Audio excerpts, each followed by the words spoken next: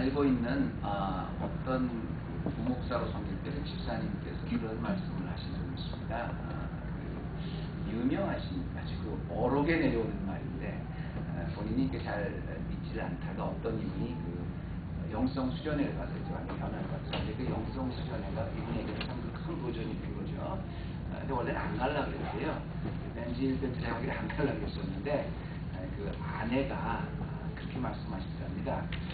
당신 안 가는 건 좋은데 결국은 하나님이 이제 어떻게 당신을 해서라도 가게 만들 텐데 맞고 갈래 그냥 갈래 그랬대요. 그랬더니 가만히 생각해보니까 맞고 가는 게 가는 것보다는 그냥 가는 게 훨씬 낫겠다 생각해서 이제 거기를 갔다. 이제 그래서 그 수련을 통해서 은혜를 받으셨다는 말이 굉장히 좋은 간직으로 이렇게 회자되는 그런 교회였었습니다.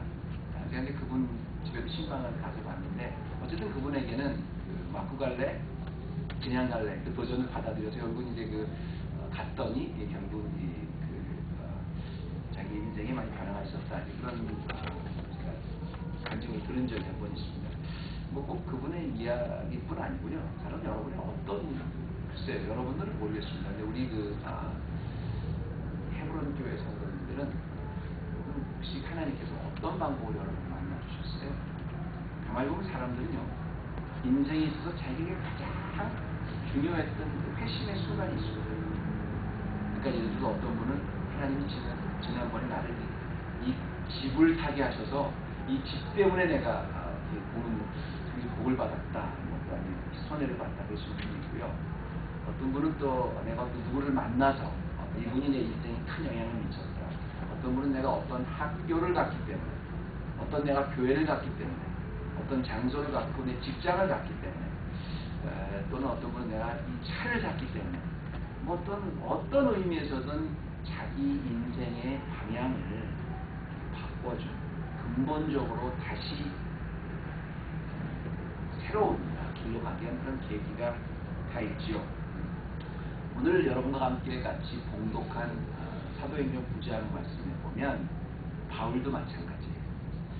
바울이 원래 사울 아니었습니까? 사울이라는 소리는 이제 움켜쥔다, 뭘 갈구한다 이런 뜻인데요. 이 사울이 바울이 됐는데 이 사울 역시 이 인생이 근본적으로 다시 바뀐 계기가 있었습니다.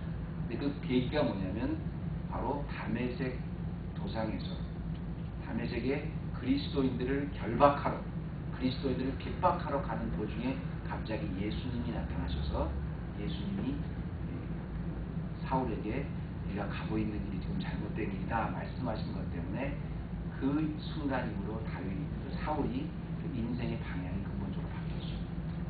그러니까 다메섹으로 가던 사울에게 있어 이 예수님을 만난 사건은 어떻게 보면 사울에게 제2의 생일과 같은 아주 큰 도전적인 사건.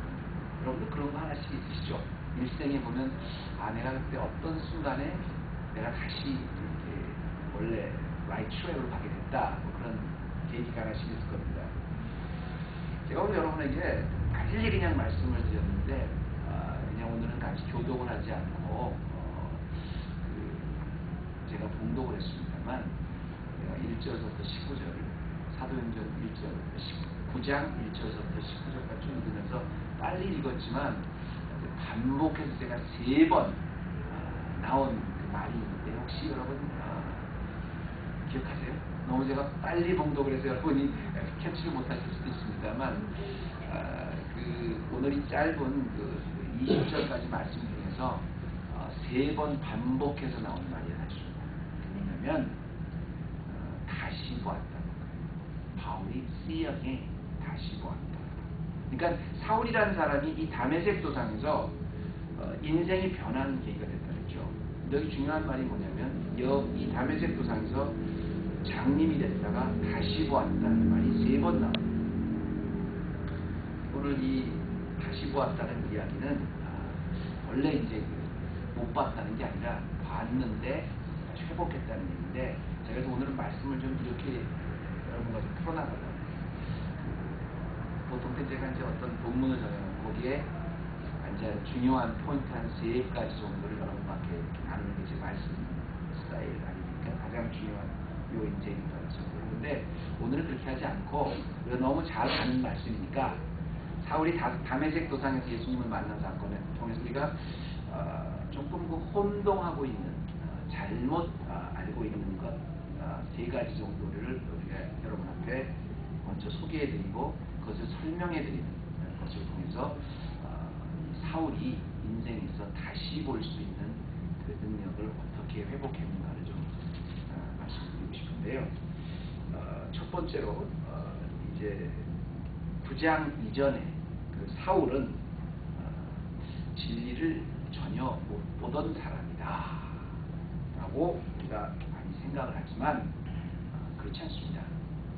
오늘 다메섹 도상으로 가던 사울이 변해서 이제 바울이 됐지만 사실은 이 다메섹 도상 이전에 사울도 진리에 대해서 굉장히 밝게 살아갔습니다.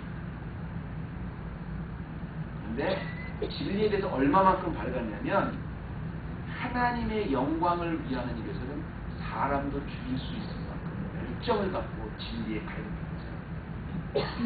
또 자기 스스로가 여러 사람과 함께 조금 더 위축되지 않고 하나님의 영광을 위해서 계속 그 발걸음이 피곤해하지 않았던 사람이 사울입니다. 다만 그 하나님의 영광을 보는 눈이 보기는 봤는데 다른 방향 잘못 봤어요.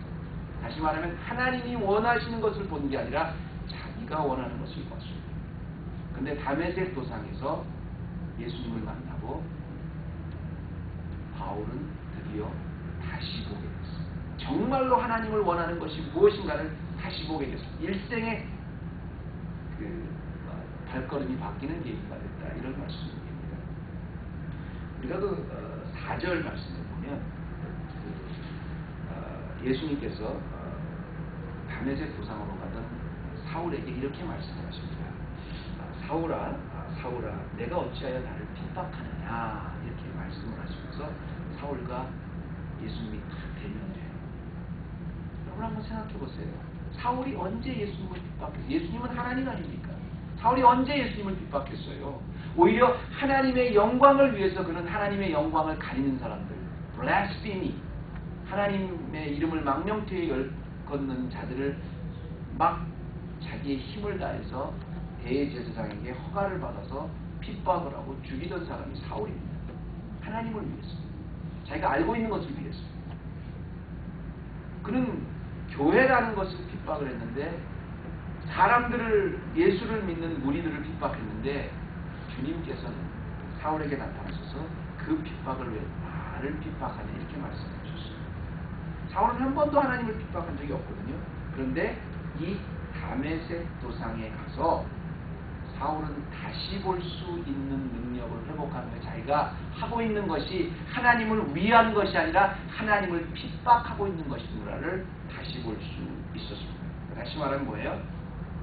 사울은 지금까지는 굉장히 진실에 대해서 뜨거웠고 진리를 알고 싶었고 굉장히 열심이었지만 영적으로는 지무지하게 착각을 하고 있었던 거죠. 자기의 일생이 완전히, 자기의 손이 완전히 하나님을 위해서 사용됐고 하나님이 원하는 것을 한다고 생각했는데 알고 보니까 누구보다 바삭한 지식을 갖고 있었는데 아무것도 모르는 거였었어요. 바보였어요. 전혀 못 보는 거였어요. 보는 것 같았는데 잘못 봤어요. 그걸 다메섹 도상에서 예수님께서 다시 제대로 볼 수 있게 해줍니다. 이 말씀입니다. 원래는 사울이 그 베냐민 지파입니다. 근데 베냐민 지파는 그 이스라엘의 12지파 중에서 유일하게 유다와 함께 그 왕을 배출한 지파거든요. 유대의 초대 왕을 배출한 집안이 얼마나 사실 대단한 집안이었어요. 거기다가 8일 만에 할례를 받은 바리새파였었어요. 가말리아의 문화에서 배운 당시 최고의 석학이었습니다. 율법으로는 정말 사울은 흠이 없는 사람이었습니다. 나름대로 지금 자기는 굉장히 옳은 일을 하는 거라고 생각했는데 오히려 그것 때문에 하나님을 핍박하고 있었다는 것을 보지 못했다는 것입니다. 여러분, 교회에서 우리가 이제 오늘 다시 볼 수 있는 능력 이렇게 말씀드리는데, 우리가 신앙생활하면서 제일 컨버트하기 힘드신 분이 누군지 아세요? 예를 들어서 아주 철저한 무신론자다. 괜찮습니다. 하나님이 사울과 같이 온다 크게 드릴 수 있어요. 제가 철저하게 예수를 핍박하는 사람이다. 괜찮아요.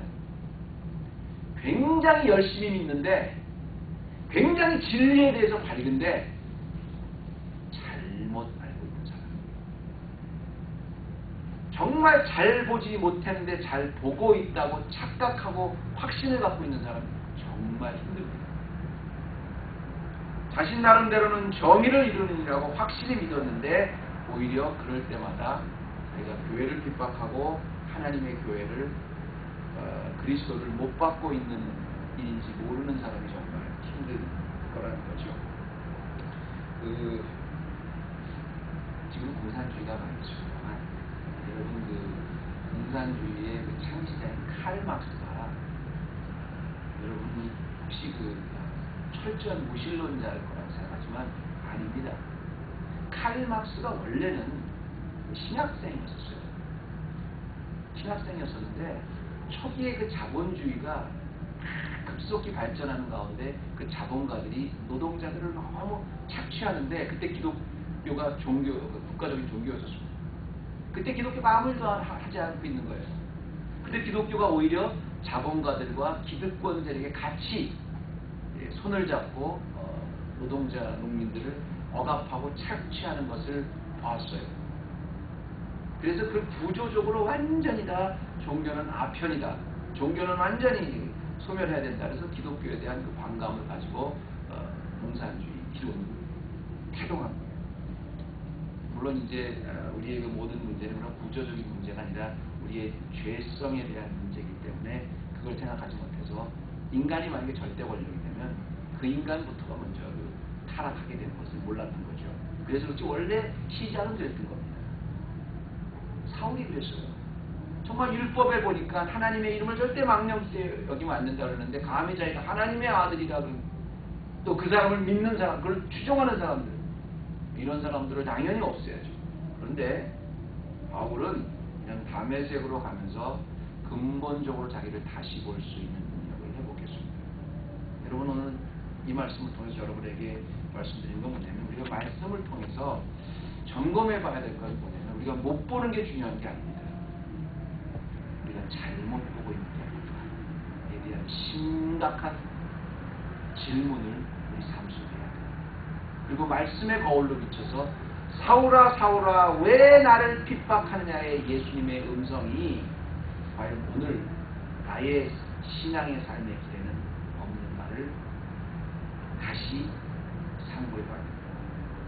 두 번째는, 우리가 또 하나 잘못 알고 있는데, 이 사울이 이제 다메섹 도상으로 가다 예수님을 만나지 않았습니까? 그런데 그 예수님을 만났을 때 정말 다윗 한 사람만 그 경험을 했다, 이렇게 우리가 잘못 알고 있어요. 다윗이 아니요, 죄송합니다. 이 사울이 다메섹 도상으로 갈 때, 이 사울 한 사람만이 그 예수님이 나타나셨던 다메섹 도상의 경험을 한다, 우리가 이렇게 알고 있습니다. 근데 성경을 가만히 보면 그렇지 않아요. 지금 예수 그리스도를 믿는 사람들을 핍박하러 다메섹 도상으로 갈 때 사울만 있었던 게 아닙니다. 사울과 여러 무리가 같이 갔어요. 대제사장에게 교회를 핍박할 수 있는 권한을 받아서 여러 사람이 함께 가고 있었어요. 그리고 하늘로부터 큰 빛이 내려와서 큰 음성이 돼서 사울아 사울아 왜 나를 핍박하냐, 이 음성을 사울만 들었던 것도 아니고 사울만 봤던 것도 아니고 그 모든 사람이 다 봤어요. 여기 보면 9절 말씀에 보면 이렇게 나옵니다. 죄송합니다. 7절 말씀입니다. 같이 가던 사람들은 소리만 듣고 아무것도 보지 못하여 말을 못하고 섰더라, 이렇게 나오죠. 또 그러나 이걸 사울이 이때 당시에 자세히 더 설명하는 22장에 보면 같은 사람들은 소리만 듣고 아무것도 보지 못했다는데 빛도 봤다고 했어요. 오히려 소리를 듣지 못하고 빛은 봤다고 이렇게 나옵니다. 그러니까 이 얘기를 종합해보면 뭐냐면, 사울과 함께 여러 사람이 같이 다메섹으로 가는데 큰 빛이 내렸는데 그 빛을 다 봤어요. 그런데 그 빛 속에서 나는 내가 핍박하는 예수님이라는 그 예수 그리스도의 모습을 본 사람은 사울이었다는 겁니다. 다른 사람 다 빛은 봤어요. 또 한 가지는 사울아 사울아 왜 내가 나를 핍박하느냐고 했던 음성을 다 들었어요. 다 들었는데 그 사울아 사울아 왜 내가 나를 핍박하느냐 그 음성을 예수님이 자기에게 직접 주신 음성을 들은 사람은 사울이고 다른 사람은 다 그냥 소리만 들었어요. 이게 원어에 보면 여기 보면 이제 같이 가던 사람들은 소리만 듣고 아무것도 보지 못하여 말을 못하고 섰더라 이런 말이 나오지 않습니까? 근데 이게 소리라는 게 이제 영어에는 일반적으로 사운드로 번역했습니다만 NIV에서는 참 잘 번역을 했어요. 왜 번역을 했냐면 똑같이 원어에서 소리는 포네입니다. 그래서 포네에서 폰이라는 게 여기서 나온 거보다 헬라어 원어가 포네인데 헬라어 원어에는 포네이 똑같이 소리라고 해요. 사울이 들었던 소리도 포네이고 사람들이 들었던 소리도 포네입니다. 그런데 NIV에서는 어떻게 번역을 했냐면 사울이 들었던 이 포네이는 사운드, 음성이라고 번역했습니다. 그런데 이 NIV에서 보통 사울 주위에 있었던 사람이 들었던 그 포네이는 죄송합니다. 보이스라고 사울은 그렇게 번역을 했고요. 보통 사람들은 사운드라고 번역을 했어요. 보통 사람들이 들었던 건 사운드, 그리고 사울이 들었던 건 보이스라고 그렇게 번역을 했습니다. 참 흥미로운 번역이라고 생각을 해요. 왜냐하면 이게 무슨 말이냐면 여러분 보세요. 보이스하고 사운드 둘 다 헬라어로는 포네입니다. 그런데 여러분 한번 생각해보세요. 보이스라는 건 뭐예요? 내가 진짜 누구의 음성을 듣는 거잖아요.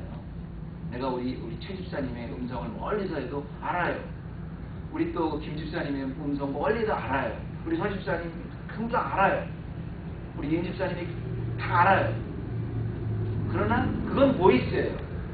그런데 밖에서 들리는 소리는 뭐예요? 지금 막 차가 왔다 갔다 하는 소리. 이거는 보이스가 아니라 사운드입니다. 이걸 구별해서 이렇게 번역을 했어요. 참 좋은 번역이라고 생각을 하고요. 저는 이렇게 생각을 합니다, 여러분. 여기서 굉장히 우리가 받아야 되는 중요한 진리가 있다고 생각하는데 다메섹으로 가던 도중에 사울뿐 아니라 여러 사람이 하늘로부터 어마어마한 빛을 봤어요. 그런데 그 빛이 나는 내가 핍박하는 예수니라라고 본 사람은 사울밖에 없어요. 하늘로부터 천둥 번개가 치는 어마어마한 하나님의 큰 음성을 들었어요. 그런데 그 똑같은 사울아 사울아 왜 내가 나를 핍박하느냐 그 보네이를 자기에게 주신 음성으로 들은 사람은 사울밖에 없어요. 그 많은 사람은 그냥 하나님께서 주신 그 하나님의 음성을 보이스로 듣지 않고 그냥 사운드로 들었어요. 그렇게 와닿았다는 겁니다. 저는 사실 이 말씀을 보면서 한 가지 예가 떠올랐는데요. 우리 헤브론 교인일 때 저랑 가까운 분이 많아서 참 감사해요. 감사한데 제가 우리 국가주에서 목회를 할 때 우리 저하고 아주 친한 박역한 지냈던 그 집사님이 계셨어요. 그런데 제가 어떤 연합부흥회를 계획하고 그런 게 있어가지고 연합부흥회를 하고 있는데 그 집사님이 연합부흥회 끝나고 이제 감사하고 제가 이야기를 하는데 제 앞으로 왔어요. 그래서 제가 당연히 감사하게 이렇게 소개를 드렸죠. 우리 교회 집사님 너무 열심히 일하시는 집사님이라고 이렇게 말씀을 드렸더니 이분이 갑자기 이분한테 그 얘기를 하는데 강사한테 얘기하는데 목사님 오늘 네 반갑습니다. 보통 이제 그렇게 하고 말잖아요. 근데 아니라 예 안녕하세요 인사하더니 갑자기 막 제 자랑을 하는 거예요. 그 강사 앞에서 예배가 끝났으면 그냥 은혜 받았습니다로 끝나면 되는데 갑자기 그 강사 앞에서 막 제 자랑을 하는 우리 목사님은요 말씀이 얼마나 좋으신지 하여튼 매주마다 제가 막 너무너무 이렇게 은혜를 받아서요. 우리 제가 어디 갈 때 절대 가지 마시라고 그랬어요. 그리고 어디 가시면 제가 꼭 따라간다 그랬어요. 목사님 가시면 제가 꼭 따라간다 그래서 막 그러고 자랑을 하는 거예요. 그래서 근데 제가 여러분 그 소리를 듣고 거기서 기분이 좋았겠어요? 안 좋았겠어요? 사실은 기분이 좋았는데 여러분이 생각하는 것 때문에 기분이 좋은 게 절대 아니었습니다.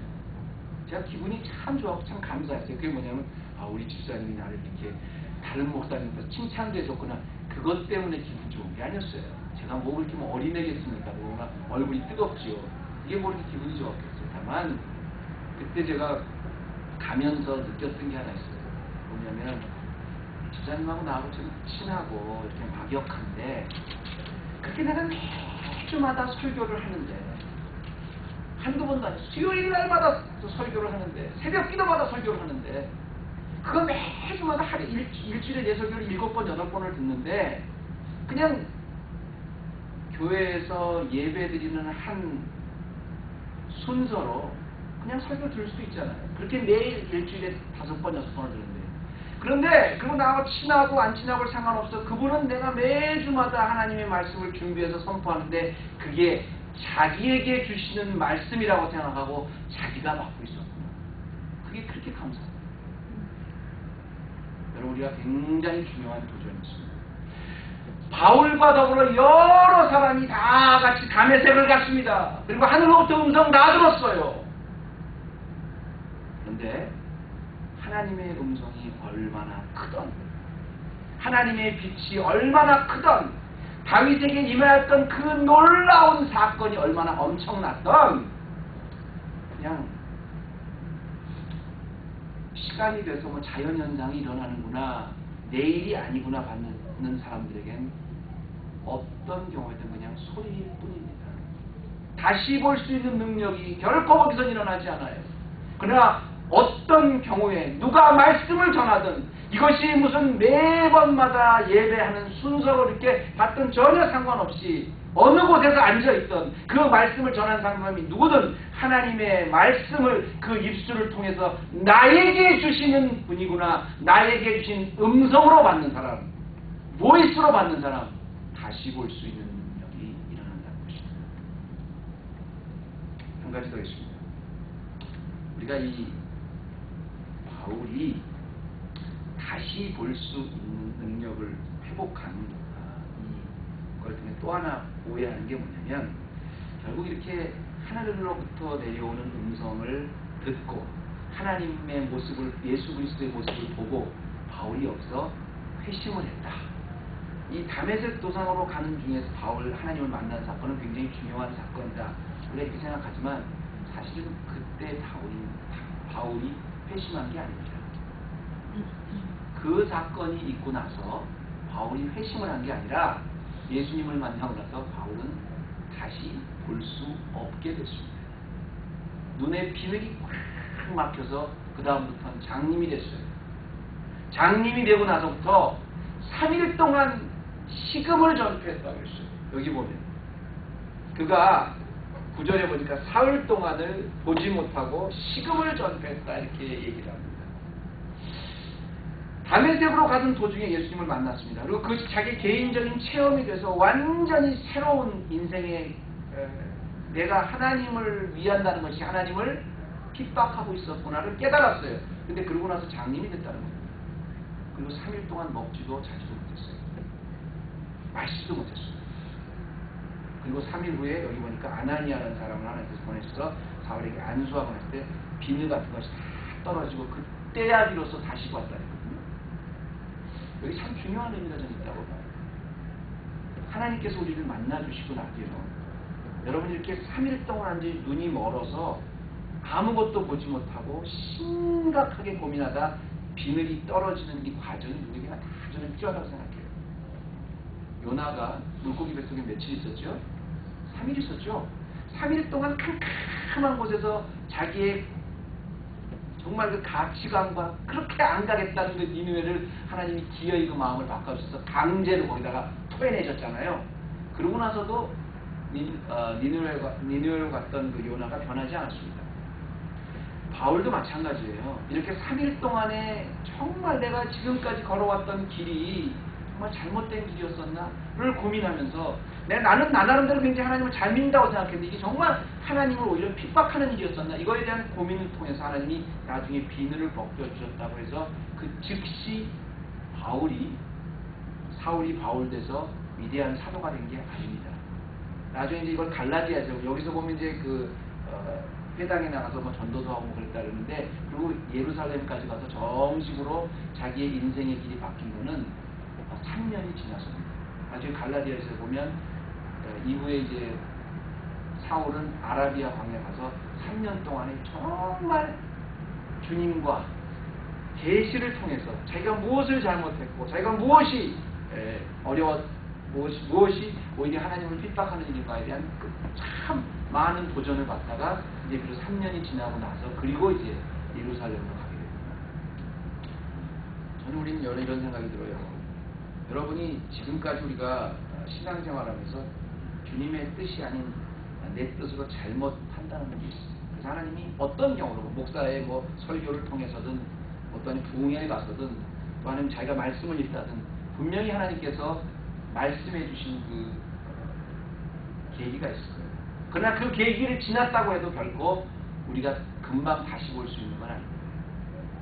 정말로 요나 뱃속과 같은 바울과 같이 무엇이 씌운 것 같은 그런 캄캄한 곳에서 완전히 그 비늘이 다 떨어져서 내 가치관이 완전히 벗겨질 때 그때 다시 볼 수 있습니다. 정말 힘든 게 여러분 제가 정말 그때까지 믿고 있었는데 정말 철저하게 정말 주님을 위해서 희생했다고 했는데 그런 자기의 근본적인 가치관이 전혀 자기가 잘못 알고 있었다. 다르게 믿고 있다. 그게 보였을 때 그 충격이 굉장합니다. 사울과 같이 아마 식음을 전폐하게 될 거예요. 나중에 하나님이 그 영적 비늘을 벗겨주시고 영적 무지를 벗겨주셔야 알 수 있습니다. 그리고 북한에 지금 한 번도 자유를 맛보지 못한 70년, 80년 동안 이제 그렇게 살았던 억압사에 살았던 사람들이 만약에 통일이 돼서 남한 사람들이 자유로만 자살할 사람이 많이 있을 거라고 생각해요. 자기는 정말 그게 하나님인 줄 알고 무슨 김정은을 위해서 이렇게 살았는데 자살할 사람 많을 거라고 생각해요. 반면에 또 남한에 있는 분들도 북한의 그 현실을 이렇게 나중에 알게 돼서 정말 이분들이 어떻게 자유를 빼앗고 살았던 걸 알게 되면 거기서 또 저는 가치관에 또 거의 자살까지 하는 사람 많이 있을 거라고 생각해요. 자기가 가치관이 확실히 이것이 옳다고 믿었는데 그것이 아니라는 것을 깨달았을 때 얼마나 이런 고통의 과정을 거치겠습니까? 중요한 것은 하나님께서 그걸 통해서 다시 볼 수 있게 해주신다는 거예요. 가치관의 혼란을 통해서 다시 비늘을 벗겨주시고 거기서 정말 무엇이 옳은 것에 대한 걸 진리를 만들어 주신다는 거죠. 저는 이 말씀을 들으면서 제가 여러분 과거에 경험했던 선교 여행을 갔다가 여러분 앞에 선교 여행 갔다 있었던 일에 대해서 제가 한번 여러분 간증을 하고 있는 말씀을 마치고 하는데요. 제가 터키에 갔을 때 여러 몇 가지 있었는데 제가 충격을 받은 게 있었는데 그 중에 하나가 이제 버가모 교회에 방문했을 때가 전체 익사이트고요. 두 번째가 갑바도기아라는 곳을 갔을 때 정말 그때 제가 도전을 참 많이 받았어요. 그냥 갑바도기아는 이렇게 동굴입니다. 화강암으로 되어 있기 때문에 굴을 파기 쉬워요. 근데 거기 동굴인데 그 굴이 얼마나 깊으냐면 지하 8층까지 되어 있어요. 근데 아직 발굴을 못해서 그렇지 지하 20층까지 원래는 파였대서 거기 사람이 들어갔다가 안내원 잘못 이렇게 따라갔다가 혼자 갔다 잊어버리면 절대 못 찾습니다. 그게 뭐냐면 초대교회 성도들이 예수를 믿는다는 것 하나 때문에 죽임을 당해야 됐기 때문에 그 속에 들어가서 굴을 파고 지하 8층까지 굴을 파고 들어가서 거기서 평생을 살았던 거예요. 들어가 보니까 그 지하 8층에 4층까지밖에 못 씁니다만 거기 가보니까 그 안에서 성만찬 한식을 했던 흔적도 있고요. 그 안에서 서로 간에 빵을 나눴던 흔적도 있고 포도주를 만들어서 그 안에서 같이 먹었던 기억이 있어요. 그런데 들어가는 입구가 어느 정도 작으냐면요. 거의 제 정도의 키는 이렇게 숙이고 들어가요. 그냥 못해요. 거기 계단을 어떻게 만들었는지 모르겠어요. 그러나 신앙의 자유를 하나 지키기 위해서 그냥 마음껏 예배드리고 싶어서 그렇게 굴을 파고 들어가서 그냥 평생을 살았던 거예요. 근데 우리를 안내하신 분이 그러는데 여러분 잘 걸음을 조심하셔야 됩니다. 왜냐하면 굉장히 계단이 좁기 때문에 아주 좁게 이렇게 고개를 숙이고 내려갔어요. 그러니까 천천히 우리 일행이 고개를 숙이고 내려갔는데 그 어두컴컴한 데서 고개를 숙이고 앞에는 바로 앞에 나이가 크신 다른 교회에서 오신 띠니 한 70대신 분이 바로 앞에서 나도 숙이고 그분도 숙이고 하는데 거기서 방구를 끼신 거예요. 제가 일생에 그렇게 고통스러운 적은 정말 그 땅 밀폐된 공간에서 거기까지 그 내려가서 다시 이제 넓은 데로 나오는데요. 근데 굉장히 어둡죠. 그래서 나오는데 그 뭐 목사가 돼서 그 장로님인지 수사님이신지 이거 너무 하시냐 그럴 수도 없고 정말 너무 하더라고요. 근데 그렇게 해서 어떻게 8층 내려갔습니다. 밑에 내려가 보니까 조금 넓은 데가 나오더라고요. 전기불을 이렇게 연결해놔서 조금 넓은 데 있어요. 근데 그 전기를 탁 꺼보니까 여러분 정말 칠흑 같은 암흑이라는 게 우리가 아무리 어두워도 전기불 피면 조그마한 거 보이잖아요. 근데 지하 8층으로 내려가니까 불을 파서 지하 8층으로 내려가 보니까 정말 앞에 있는 사람이 아내의 얼굴을 전혀 구별을 못하겠어요. 전혀 안 보여요. 깜깜한데 전혀 안 보여요. 불이 한번 나갔었다는 거예요. 아우성이었었죠. 그런데 그때는 불이 액시던트리 나가는 게 아니라 그때 다 불이 없었어요. 그리고 그 칠흑 같은 암흑 속에서 있다가 나오면 잡히는 거예요. 뭐 때문에? 단지 예수를 믿고 하나님 앞에 기도드리고 예배드린다는 것 때문에 잡혀서 사자의 밤이 되고 불에 타서 죽는 거예요. 그래서 그 동굴을 파고 들어가서 거기서 자녀를 놓고 거기서 교회를 이루고 그리고 살았던 겁니다. 평생을. 우리가 아무리 예배를 드릴 때 뭐 멀다, 힘들다, 어렵다, 무슨 뭐 예배드리기가 너무 아무리 우리가 어려운 조건이라 그래도요. 초대교회 교인들이 어떤 환경에서 신앙을 지켰는 걸 생각하면 불평 절대 못합니다. 목사님 그건 2000년 전의 일이니까요. 아니요. 지금도 북한에 아직도 지하교인들은 지하에 들어가서 지금도 그렇게 예배를 드립니다. 제가 오늘 왜 이런 말씀을 드리냐면 정말 그분들이 눈도 보이지 않는 곳에서 캄캄한 곳에서 원피트 앞에 있는 사람도 구별을 못하는 그런 가운데서 또 그들이 신앙을 지키면서 그곳에서 불을 파고 이렇게 살았던 이유가 뭐겠습니까? 비록 눈앞에 아무것도 안 보이지만 캄캄하지만 자기의 가족도 알아볼 수 없을 만큼 칠흑 같은 어둠 속에 있지만 그분들의 영혼은 주님 만나서 무엇이 옳은 길인가에 대한 다시 보는 능력이 있었어요. 오늘날 우리는 마음껏 찬양하고 마음껏 예배하고 마음껏 하나님 앞에 손들고 크게 여기 헤브론 교회 붙이고 예배드려도 누가 잡아가지 않습니다. 오늘 날씨가 너무 춥다고 해서 에어컨까지 틀었어요. 그래도 너무 추우니까 좀 우리가 이게 또 추위가 또 이슈가 되죠. 근데 이렇게 아무리 좋은 환경에서 하나님을 예배하고 찬양하는 자로 만들어 주셔도요.